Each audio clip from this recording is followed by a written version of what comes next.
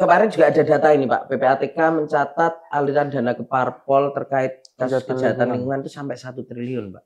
Oh iya? Sampai 1 triliun. Kurang besar tuh sebenarnya. Kurang besar ya Pak? Kurang besar itu Pak.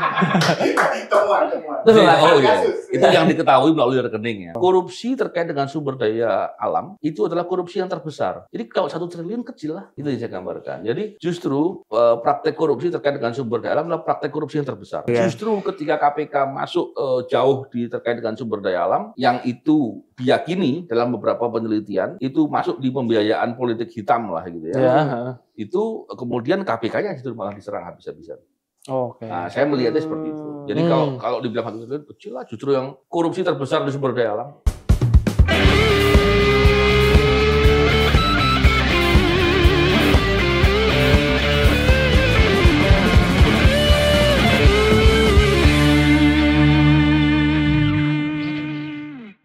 Wah, Polri. Wah, ini dia. Iya. Ada apa dengan Polri? Banyak Pak. Lah banyak Pak. Ada banyak. Kan Pak Novel sekarang ASN Polri kan Pak. Ya. Sementara kita semua tahu dulu rekam jejaknya KPK sama Polri banyak Ya, berbenturan satu sama lain. Lah ini kan orang juga banyak nanya, kok Pak Novel mau pindah ke Polri? Apalagi dengan citra Polri yang nggak begitu baik gitu ya dalam segi korupsi juga. Loh kok ada orang legend anti korupsi malah mau bergabung dengan lembaga yang pernah ditubruk KPK karena masalah korupsi. Ya. Gitu Pak Novel. Jadi, ada banyak jawabannya ini. Mau jawaban mana ya? Semuanya atau sebagian aja? Semua Pak. Semua. Lama dong. Masih ada fakta. Oke, gini. Yang pertama, saya keluar dari KPK itu bukan keadaan normal. Ya. Bukan juga lulus lebih cepat gitu, bukan juga. Kalau orang sekolah lulus lebih cepat kan bagus. Kalau dikeluarkan dengan cara-cara yang lawan hukum kan nggak bagus sebenarnya. Nah, ini yang perlu dipahami dulu. Dan saya keluar nggak sendiri, bersama beberapa orang. Dan ketika keluar, ada seperti upaya untuk membunuh keperdataan. Ya. Jadi kawan-kawan itu yang sudah sempat mau bekerja di swasta, di tempat-tempat lain, itu ada upaya untuk membuat sedemikian rupa untuk gagal, untuk nggak bisa. Dan upaya sistematis. Saya kemudian berpikir bahwa ini nggak baik. Seandainya kemudian saya juga yakin ya, tidak semua kawan-kawan ini kan mampu berdiri sendiri untuk wira swasta. Gitu. Oleh karena itu, saya pikir tawaran dari Pak Kapolri, saya pandang patut untuk diterima. Tapi ini saya yakin saya dan kawan-kawan bukan untuk berkarir ya, tapi untuk karena Pak Kapolri punya rencana, tentunya karena Polri tidak punya satuan kerja yang khusus untuk membidangi terkait dengan pencegahan korupsi, maka Kapolri memandang kami ingin dimanfaatkan kompetensinya dan keahliannya untuk ngurus bidang itu. Semoga dalam waktu yang tidak terlalu lama ini kita bisa berkontribusi lah, walaupun saya yakin pastinya nggak banyak. Yang kedua, saya juga ingin menunjukkan bahwa saya tidak sedang benci dengan siapapun gitu.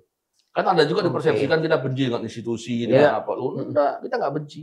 Kita hanya benci dengan perbuatan korupsi. Dimanapun.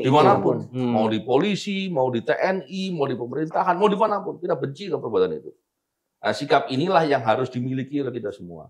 Jadi melihat permasalahan itu, kalaupun di polisi ada praktek-praktek korupsi, ya sebaiknya siapapun yang tahu melaporkan. Harapannya agar ditangani dengan cara yang benar, dan dengan begitu orang takut berbuat lagi.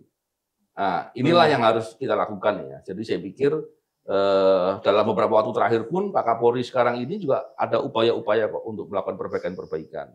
Memang tugas-tugas saya sekarang di ASN Polri ini adalah memimpin Satgas Khusus Pencegahan Korupsi di bawah Kapolri langsung. Di bawah Kapolri langsung. Dan fokusnya adalah terkait dengan upaya pencegahan korupsi. Dan kami ya lebih tepatnya, lebih banyak melakukan tugas-tugas itu di kementerian lembaga. Oh, di luar. Ya, di luar. Ya, kita juga sekarang bekerja sama dengan beberapa kementerian dan lembaga. Ya, semoga yang kita lakukan ada kemanfaatan. Tapi kembali lagi, ini bukan untuk berkarir, untuk berproses lama. Semoga dalam tempo waktu yang nggak terlalu lama, kita juga bisa sebagian membantu lagi di KPK atau tempat-tempat lain, atau juga berwira swasta. Kenapa Pak nggak mau lama-lama Pak? Ya, saya pikir ini ya memang belum tidak direncanakan untuk mengambil peran di situ. Tapi saya pikir karena Pak Kapolri memandang penting untuk membentuk itu, ya semoga segera terbentuk tuh satuan kerjanya untuk bisa melakukan upaya memberantas korupsi dengan berkontribusi lah untuk memberantas korupsi dengan lebih banyak dan lebih konsisten. Jadi ini lebih ke arah merintis sesuatu Ya, yang baru. kalau merintis kan nggak boleh lama. Oh, Iya, berintis nggak boleh lama. juga benar. Kalau lama nggak berintis dong namanya. Tapi apa Pak yang disampaikan di kementerian dan lembaga itu dari sisi pencegahan kan? Itu apa saja yang disampaikan dan kadang kan orang hanya lebih seru melihat output penindakan gitu. Kalau pencegahan ini kan jalan sunyi gitu. Iya. Memang begitu. Di KPK juga begitu kan. Oh sama ya. Jadi contohnya kami dengan Kementerian Pertanian kita membantu untuk perbaikan tata kelola distribusi dan hal lain terkait dengan subsidi pupuk pupuk bersubsidi lah. Itu kan nilainya besar. Per tahun 29 triliun loh anggarannya. Terkait dengan Kementerian Sosial, kita membantu Bu Menteri untuk bisa perbaikan terkait dengan masalah distribusi bantuan sosial dan fakta hal lain yang selaras dengan itu. Dengan Kementerian Keuangan kita banyak membantu juga dengan Kementerian SDM, Kementerian Perdagangan dan lain-lain. Jadi Kemenpora kita juga melakukan upaya-upaya yang serupa pencegahan korupsi. Ini yang kita lakukan dan banyak lagi yang kita lakukan. Ya semoga aja sedikit banyak ada manfaatnya lah. Iya. Pak, tapi kalau dari sisi pencegahan kan artinya Pak Novel kan kalau dulu di penyidikan bisa menindak, Pak. Iya. Sekarang di pencegahan melihat dari jauh, melihat potensi-potensi kerawanan. Nah, selama beberapa waktu ini di Polri, ada nggak sih Pak, atau bisa nggak sih ketika Pak Novel mencium ini udah dikasih tahu nih, mestinya dicegah, tapi tidak. Dan akhirnya kemudian itu ditindaklanjuti oleh Bareskrim. Ada nggak sih Pak hal-hal sinergi itu ada nggak sih Pak? Ya harus dilakukan dan sangat bisa. Dan tentunya apabila dalam hal upaya pencegahan kan dimulai dari deteksi itu, mendeteksi potensi-potensi korupsi, terus melakukan kajian-kajian, merumuskan untuk perbaikan sistem dan melakukan monitoring dan lain-lain kan. Nah, ketika di beberapa sektor yang praktek korupsinya, apabila ada praktek korupsi dan terus berjalan, ya kami punya kewajiban melaporkan kepada penegak hukum. Tentunya kalau kami ya lebih fokusnya ke tipikor Bareskrim gitu kan. Itu contohnya. Tapi saya pikir itu yang dilakukan. Tapi dari selama udah keliling ke berbagai kementerian lembaga, Pak Novel, itu seperti apa sih? Apa memang ada lembaga-lembaga tertentu kan kalau di pandangan masyarakat ada lembaga-lembaga yang basah nih di situ, gitu. Kalau Pak Novel sendiri melihatnya memang ada seperti itu, ada kementerian lembaga yang memang potensi mainnya itu lebih besar dari yang lain dan modusnya seperti apa gitu Pak? Ada. Dan kita terus mendorong agar berubah. Tapi kalau saya ceritakan di sini nanti mereka nggak mau kerjasama lagi. Mereka bilang, waduh kamu kan kerjasama gitu kan. Atau gini aja Pak, kebanyakan itu apa sih kelemahan mereka yang kemudian membuka ruang praktek korupsi itu kemungkinan gampang dilakukan. Kebanyakan itu seperti apa Pak? Biasanya begini, terkait dengan pengelolaan dana besar, itu praktek korupsinya pasti akan lebih besar. Apalagi apabila sistemnya tidak sedemikian cukup memadai untuk mengawasi ya. Terus terkait dengan penerimaan negara yang besar seperti pajak, biaya cukai itu pasti besar, potensinya besar lah. Nah, kita lihat kasus-kasus kemarin Rafael segala macam, Andi apa. Artinya itu harus dilihat sebagai potensi-potensi korupsi dan harus dilakukan upaya untuk mencegah dengan optimal. Ya kita sih berharap mereka-mereka ini mau untuk melakukan perubahan. Kalau nggak mau ya potensinya kita pelototin, kita laporin. Bahaya nih sekarang. Nah, Pak, ini kan kemarin tuh ketika Pak Novel dan beberapa teman-teman KPK masuk itu kan ada juga satu harapan publik bahwa bisalah memperbaiki citra Polri gitu yang selama ini ya banyak dianggap nggak bersih lah atau korup. Nah, sejauh apa sebenarnya Pak Novel merasa bahwa keberadaan Pak Novel dan kawan-kawan di dalam situ itu cukup membantu atau merasa bahwa sebenarnya agak susah juga sih atau seperti apa Pak? Itu udah dijawab tadi. Agak susah berarti kan? Saya mau jawab duluan. Kena kan? Tanpa perlu dipancing udah kepancing. Iya. Tapi dia gini, coba dilihat kan sekarang ini bahkan Polri di atas KPK loh. Ya kan kepercayaan publiknya. Ya kita tahu gini ya, Polri itu kalau nggak salah, jadi kayak Humas Polri jadi saya mau. Ya, nggak apa-apa lah, nggak sikit apa-apa, ya, sikit. ya. Ini karena pertanyaan Jangan belakang banyak-banyak itu Pak, ya. jangan banyak-banyak. Anggota Polri itu 500.000 lebih. Tentu mengendalikannya jauh lebih sulit gitu ya. Artinya praktek-praktek penyimpangan juga pasti akan lebih sulit dikendalikan. Tapi saya memandangnya begini. Ketika setiap ada praktek korupsi atau praktek pelanggaran yang terjadi dan betul-betul ditindak dengan serius, itu menunjukkan komitmen.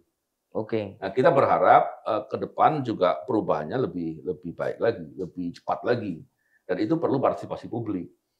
Saya pikir Pak Kapolri juga membuka ruang itu kan. Ya. Beliau juga punya media sosial. Bahkan sekarang kan bisa memviralkan banyak hal. Satu hari satu oknum hashtag itu Pak itu. Ya semoga berkurang. Semoga berkurang besok 2 hari. Nambahnya. Iya dong. Semoga kan kita selalu berharap lebih baik.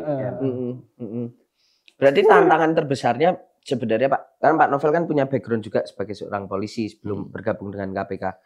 Berarti ketika sekarang kembali ke Polri, tantangan utama untuk memperbaiki penyimpangan atau korupsi di dalam institusi Polri itu karena itu ya Pak, besarnya jumlah dan memang sangat dekat dengan masyarakat, kantornya ada di mana-mana. Karena kan juga sempat ada kasus di mana oknum Polri yang waktu itu tuh tambang atau yang dia ternyata ini dulu Pak, bermain di situ juga gitu. Nah kayak gitu-gitu sebenarnya karena itu atau ada faktor yang lain Pak?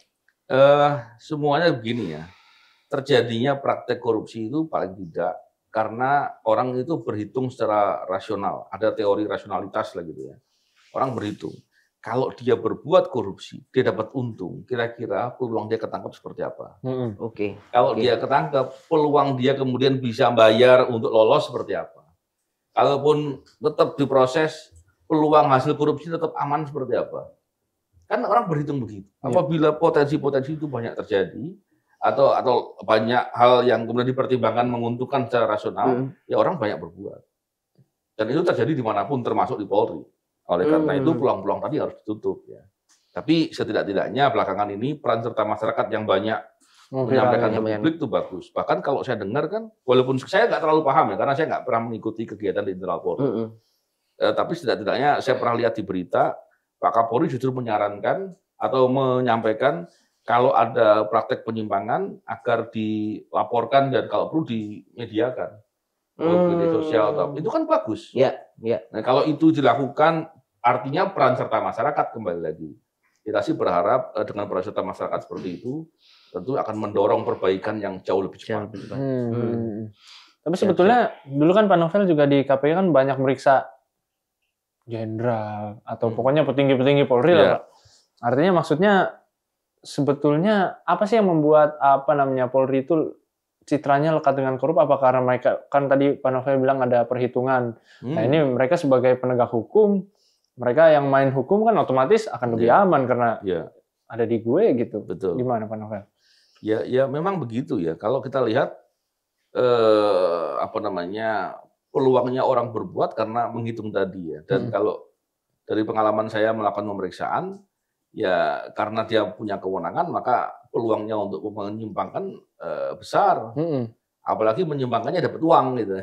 Apalagi uangnya banyak. Iya makanya makin gede kan. Ya, jadi memang kembali lagi kita bisa mendorong untuk perbaikan, peran serta masyarakat jadi sangat penting. Saya kembalinya ke situ. Kalau tentunya bukan sekedar itu, tentunya peran serta dari pejabat-pejabat yang memimpin juga penting. Peran serta dari upaya memberantas korupsi terkait dengan penegakan hukum juga penting. Jadi kalau dilihat dari pentingnya banyak. Ya. Cuman kembali lagi deh, saya karena ASN, saya bicara ASN aja. Saya bicara ke sana jadi kayak humas. Nanti saya jadi bicara terlalu jauh yang saya nggak terlalu tahu. Nggak terlalu tahu. Tapi Pak, selama menjabat di Satgasus Pencegahan itu di Polri, ada temuan-temuan besar yang bisa di-share ke sahabat kemas.com Pak? Temuan-temuan besar ada, tapi di-share-nya jangan sekarang Pak. Tahun depan. Tahun depan berarti ya. Tahun depan ya Pak ya. Kita tunggu tahun depan saya bisa ngomongin ya. Oke. Habis tadi kan bilangnya nggak mau lama-lama, takutnya tahun depan udah. Iya. Karena itu makanya saya bilang tahun depan. Baik. Oke, kita langsung lanjut aja ke Ganti kartu lagi. Waduh, ini kartu terakhir diambil sendiri aja, nggak usah saya ambil lagi kan? iya. Langsung saya ambilin ya, Pak ya. Oke, sip. Siap. Wah, ini partai politik. Partai politik. Wah, Partai politik. Nah, kenapa ini kita juga membahas partai politik, Pak Novel? Karena kan mau pemilu ya. satu mau pemilu, yang kedua selalu yang menjadi concern itu kan karena biaya politik yang tinggi dan di situ berpotensi banyaklah terjadi. Kita juga tahu bahwa KPK itu ternyata banyak menindak itu aktor-aktor politik, elit-elit politik. Nah, Pak, sebenarnya ini kemarin juga ada data ini, Pak. PPATK mencatat aliran dana ke parpol terkait kasus kejahatan lingkungan itu sampai 1 triliun, Pak. Oh iya. Sampai 1 triliun. Kurang besar tuh sebenarnya. Kurang besar ya, Pak? Kurang besar itu, Pak. Temuan. Oh iya. Itu yang diketahui melalui rekening ya. Melalui tunai kan tidak diketahui ya. Iya, benar. PPATK mencatat, waduh. Kan rekening. Iya. Kan bisa jadi tunai. Iya, tunainya. Ya kan? Nah, ini belum lagi soal kejahatan yang lain. Tadi Pak Novel ngomong, alah 1 triliun itu masih dikecil-kecilin. Nah, ini kenapa sih, Pak? Jadi gini. Itu sangat ya juga korup juga gitu. Ya, soal itu banyak penelitian yang bisa menjelaskan soal itu. Bahkan kalau kita lihat hampir di setiap pemilu politik uang juga besar. Ya. Politik uang kan nggak mungkin orang itu mau keluar uang terus kemudian hanya ikut nyumbang aja kan. Dan ternyata dia nggak dapat keuntungan dengan itu, nggak mungkin. Tapi ketika kita bicarakan soal itu mana yang lebih efektif, karena kan ada yang bilang begini. Ini terjadi karena politik biaya tinggi. Nah, ya kan? Terus ada yang bilang, oh enggak, karena upaya memberantas korupsinya belum optimal. Jadi mana yang lebih duluan? Ini kayak ayam sama telur ya. Nggak jelas jadinya. Kalau bagi saya, kenapa politik biaya tinggi ini ada yang mau bayar? Karena dia merasa kalau dia bayar uang segitu, dia yakin akan pulang uang itu. Dengan cara berbuat korupsi setelah menjabat. Itu yang terjadi kan? Iya. Nah, kalau dia seumpama dia bayar contohnya untuk jadi kepala daerah gitu. Dia bayar uang 20 miliar seandainya. Terus kemudian ketika dia menjabat, dia yakin bahwa dia nggak bisa korupsi. Masa dia mau bayar 20 miliar? Nggak mau kan? Investasi bodong. Nah, investasi yang hilang itu kan. Kan nggak mungkin gitu. Jadi kalau melihat pola itu, berarti kan sebetulnya kalau memberantas korupsinya bisa dilakukan dengan efektif, politik biaya tinggi juga akan hilang. Jadi mana yang didulukan mau diperbaiki? Ya dua-duanya lebih bagus. Tapi kalau tidak, minimal adalah pemberantasan korupsi. Kalau menurut saya begitu. Polanya sederhana itu. Terus yang kedua, kalau kita lihat perbaikan upaya memberantas korupsi kan juga bagian dari produk politik juga. Ya kan? Komisi 3 juga punya tugas pengawasan. Ketika dia diam saja ada praktek-praktek korupsi di KPK sekarang ini juga problem juga gitu kan. Nah, inilah yang perlu perhatian dari kita semua.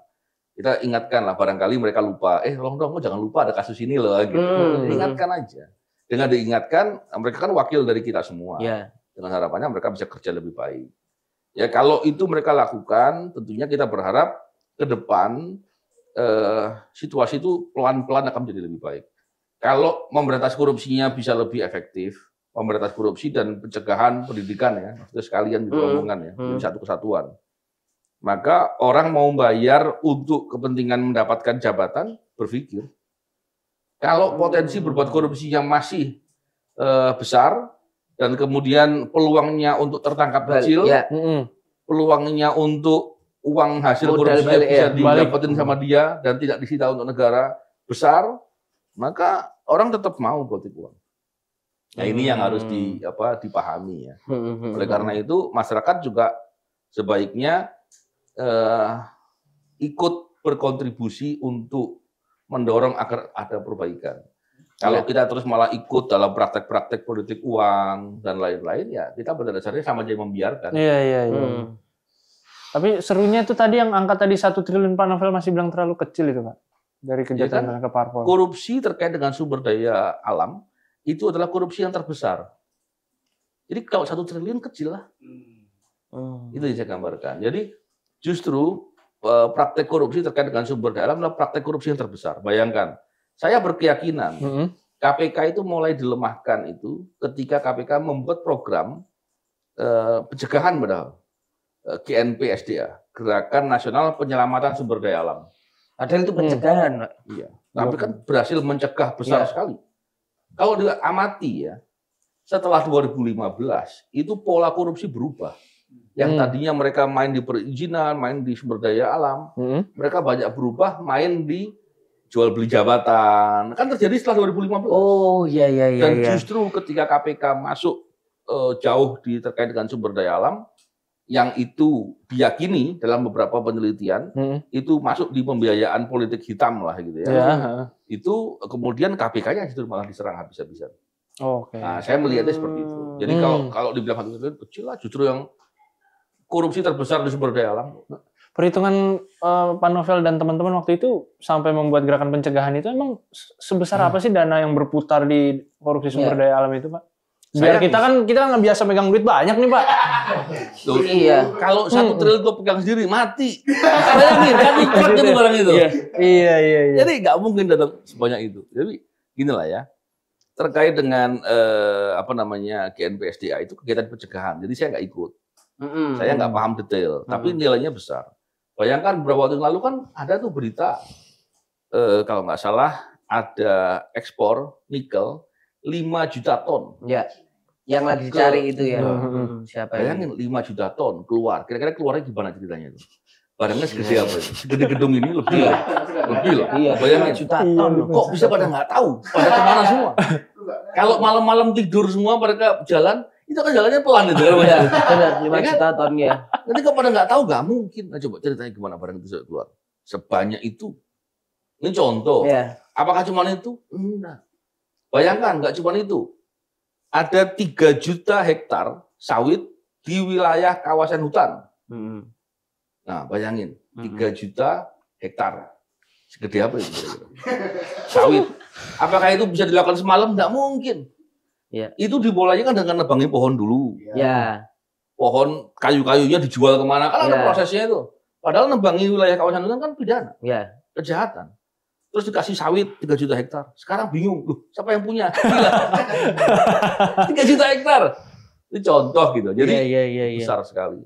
Jadi kalau kita lihat terus kemudian ada juga pejabat yang bilang, udah deh diputihkan aja. Masa sawitnya mau dicabuti? Loh, gimana sih? Ini nggak begitu dong. Iya. Tegakkan hukum.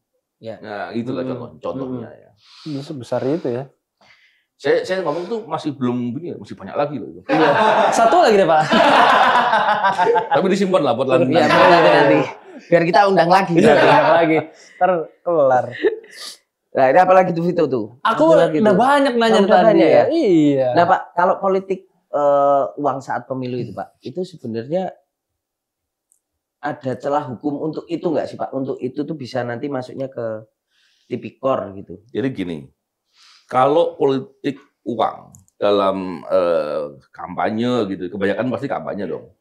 Itu tentunya pidana pemilu. Pidana pemilu ya. Tapi harusnya kalau ditangani dengan sungguh-sungguh akan bisa mengerucut. Contohnya ditangani itu, oh ya ternyata si A, si Fulan ini dia mengeluarkan uang sekian. Coba diteliti, uangnya dari mana? Follow the money ya, Pak. Nah, ujung-ujungnya ketahuan nanti tuh, uangnya ternyata dari sini, oh dari korupsi gitu. Tapi kalau cuma dilihat dari situnya emang pidana pemilu aja. Gitu loh. Kecuali kalau pemberian uang itu kepada pejabat KPU, pejabat Bawaslu itu suap. Nah gitu. Jadi melihatnya begitu karena kan hari ini yang sering kita lihat bukan hanya memberikan uangnya kepada masyarakat untuk memilih saja kan. Kalau itu kan masalah kejahatan kejahatan pemilu. Tapi kalau memberikan kepada Bawaslu, kepada agar kecurangan yang dilakukan itu nggak diapa-apain seandainya ya. Atau kepada KPU agar bisa merubah suara dan lain-lain, itu kan korupsi, suap. Oh, masuk ya. Contohnya kan. Jadi kalau melihat dari perspektif tadi, ya polanya tadi aja. Tapi kalau semua pihak yang melakukan penegakan hukum itu melakukan kerja dengan sinergisitas yang baik, maka kita akan ketahuan semua tuh sumber-sumber uang dari mana. Sumber uangnya dari mana. Gitu. Dan mestinya nggak sulit. Oke. Nah, ini nih Pak, ini sudah pertanyaan penghujung ini. Terima kasih ini yang di belakang tadi langsung dihapus. Langsung dihapus. Saya. Jadi kalau mau tanya sama Pak Novel ngobrol sendiri lah. Maka WA boleh WA. WA boleh Pak.